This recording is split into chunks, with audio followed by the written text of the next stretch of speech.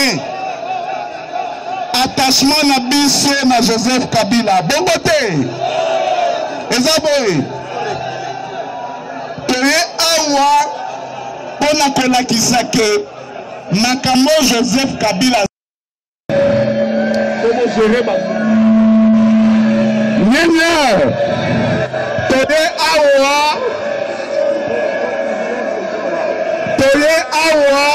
po dollar chita. Bongo te. Awa po dollar kita. Yo yaka man. Yaka. Jona. Yaka. Yo kendaki Belgique. O kendaki zo Genval, peut on Genval. Yo kendaki Belgique. Na bon sens. Na yebi na ndenge na bino za nationaliste patriote yo nanga to yebani. Pona likambo Congo. Que biso Congo d'occasion d'Europe ezati. National biso ba âge ya biso déjà ba 50 ans na déjà discuté. Na mona raté que à part mboka oyo place na oda so rende na zalaka boy. Na mboka oyo to yebani. Bibishini bio chamala muto ya mabendenge zalaka ne total elaka. Mais yo ko ndimande ndenge ba na mboka Congo. Ba âge ba tunena mona ba tout sérieux. Costume cravate. Na bina ba ndeko na ngebe ba master belé. Na ba opérer le bon dimine opposition parce que opposition na bino ndé ya yo za wana korolo bango église au milieu du village. Le opposition ndé nini soki mutu alenga na télévision ba afingi chef de l'état a comme opposant. On comprendre mais na kina toyebi bato bazali ko lobaka non so bato IDPS ba meki bimana balabala to kobeta bango masasi yo yebi lisolo wana oyebi lisolo wana na kina toyebi bato basomba ba bis ba koma Congo mon plaisir c'est-à-dire que no Congo bisengo na ye on comprendre asombi ba bis alobi ke soki ya go dame hein na ba bis ya go tambola go dondo Congo mon plaisir na ye c'est bon soki ya go tambola après ça tala toyebi bango bereti toyebani na kisa sawa soki mutu to ko se retrouver moi et logo akuta ba petit ngaba ba petit cointe ba petit tout ça et là akuta na ba petit un peu après si ba petit ba développer prêtre wana siko Kabila umela mais il suffit ka mutu longola yo chai mo panzo lobi que non par rapport à boulot na yo tika be musu basala suka na opposition toyebani ba master bela na ko tanga ba komona ofura ba mususu bo bana tinate e bere bazalaki na biso d'ailleurs kutu yo bi ko tenga na uta na yo rejoindre côté ngana uta na rejoindre ma solo et bien ça on a pas na moyo vraiment non vie na bango mobimba ce qu'ils sont aujourd'hui c'est grâce au chef de l'état vie na bango mobimba toyebani kaka un mois 2 semaines ya muto na leki na télévision robikete na lingi ce chef de l'état te boyambie na opposition avant de finir chef de l'état avant alors où mais on est où là tokomi wapi répondre nga jiko tokomi wapi en plus aussi boké na Belgique bovanditi na Belgique bokomi bino bato mayele petit na nga boze na to développement ngamba kisasa ngo donc boké na Belgique bokomi mikanda bato mayele na kotala vraiment ba licencié ba docteur ba nani bokomi ba français na bino bojonga boki kopesa na ministre belge papa na ngai donc bino on dirait obosani lisolo fu mugimbango atana kota makamuté mais on dirait obosani lisolo fu mugimbango on dirait que ça maka munyo so Lumumba loba na mboka oyo vraiment ay biso ali boso po batebele ba comprendre kate batebele balandaka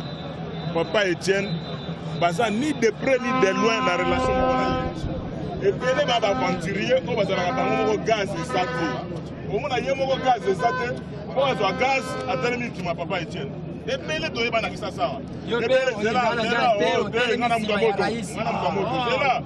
mutamoto la vérité c'est quoi? Mutu ache banderole pour pas voter dans la changu na mwamba on ache banderole na ache photo na ya dimi ayo to photo ya gayar ya vie ache mopanzi siko mutu ba voter comme député vie to yé ko siko ne bazana ebele be ba fentaka ba kino ya on ko ba petit na mutu ba biloba no ba ebele ba fenta ba kino bako benda mangwende na bango chweke mwa chweke na kati ya assemblée nationale di lelo ba démissionnaté na ko tangelo ba komona ba si na bako fula bango me boyebi bango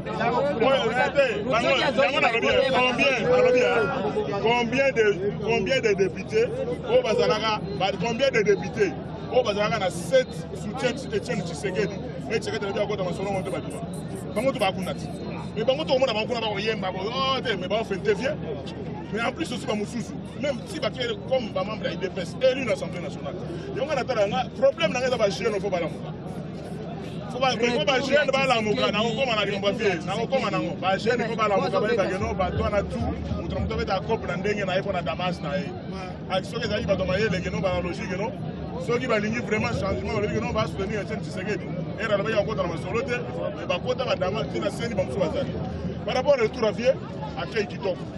C'est-à-dire que quand on a la félicité, que vient dans nos potes, on a toujours. Donc, à charismatique, nous avons à ça, on a fait un autre nom, et puis il y a une opposition à Fantilier. À Fantilier, tu vois, il y a une opposition à l'opposition à les filles, à la opposition. Nous sommes à la vie Moutanda. C'est ce que je pense, mon avis. En plus, dans les 4 jours, on est au Kende. Et Belé Bagoyawana. Bazoka ba fulaka moto ka pemeni po ezala koto ba fuli moto sima ba développer na ndenge na bon toye bani donc il faut vier à la muka à ça ba erreur ba union sacrée on comprendre que sangisa na batumo ke bato na boule na bango mais je suis sûr que en tant que grand caïman aye bien akei kitoko ba yembe kitoko yango de photo féliciter le gouvernement mboka na biso contrairement il y a makambo ete kamaka na internet yo moko moni que prêtre tranquille bayambe na batunaye police nationale la biso esali musala nango tranquille mais il y a mabeza ndenge nini ba petio batambolaka soko lingi mutu na yo soutenir mutu na yo tena ko tena parler ça ne sert à rien comme les ganandero mon effigie mo konzambo ko pasoli au moni drapeau ya mutu au moni ko to bambili bangaro ça civisme zati nde place ba parti politique faut za makasi keno to na démocratie ngana poni PPRD yo pono IDPS wa poni MRC mutu na mutu pona côté na ye wa biso yo za keno bato yo simba mais ezala te keno lokolo za côté mutu so sur côté musute netinga nana bandeko bana majorité nana bandeko bana opposition net na ti na famille nga propre bato IDPS bazali bato PPRD bazali bato Palu bazali toko kabona bona ngote c'est-à-dire que non accueil d'un côté malamu mais il faut ba parti politique et dikaka bato sur le civisme ko ba ko ça va bien public ba injira na tinate makasi na stratégie parce que bato ba pona ki bango sur le compte ya IDPS na 2006 2011 bango na batika na parti lelo na ebite ba ba ko bimapel lelo lobi pe ba ko toyebani ya bato ba saka politique ya na ndenge kaka yango na lobaki déjà par rapport à opposants que les seuls oyo biso toyebi yewana les restes bomala nangolo bazaka pemene po bafula mandenge zali par rapport à makambo oyo leka na Kasai ezaka masolo j'y viens na uti Kasai mboka na yo nanga pona otala lelo pourquoi je soutiens le Raïs ya koloba lelo keno lelo soko kana na kena vandi kana pendant une semaine à développer na moni keno kana moi lumière kozala. C'est-à-dire que non, au rôle on peut hôtel, place où il logé, ok, on a niveau de famille, au temps on a moins mine de 24 heures sur 24 heures. Courant mon gars, il y a stratégie gars, panneau solaire. Mais ceux qui chutent quand ils débiment, ceux qui ont chuté mbombo salami, ont un loulou. C'est-à-dire que tu vas se retrouver. Pourquoi beaucoup de casseurs me derrière moi va débattre qui monde dans la banque mathématique auto. C'est parce que manque de courant tout ça. Il y a beaucoup de choses à faire avec l'arrivée de courant dans le transport. La main dans la main et au Simba, je crois que par rapport à ce que nous on avait dit, petit n'anga tranquille. Par rapport au Neto Sololi, il y a aussi besoin de les airs. Nous devons chuter par rapport à ce qui me concerne. Par rapport à ce qui me concerne, que les hommes politiques, tous ont le courage à revendre ensemble, tous sur la logique et dialogue. Dialogue, en dehors de dialogue, solution moussous les athées. Naïvi quand on va faire en chair, mais il faut y avoir un lobby lobby. Il y a le Hollanda.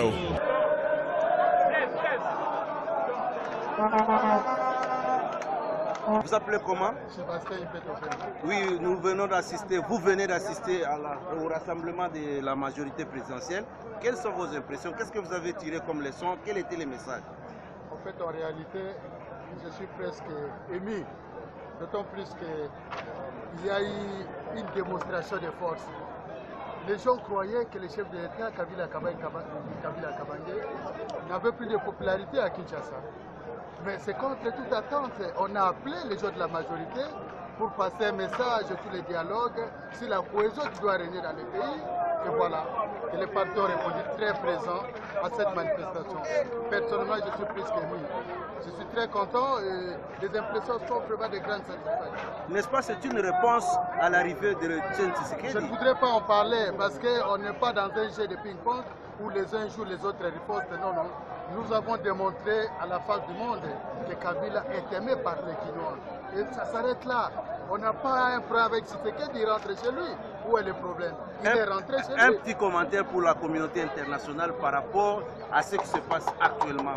Non, il faut faire confiance aux Congolais.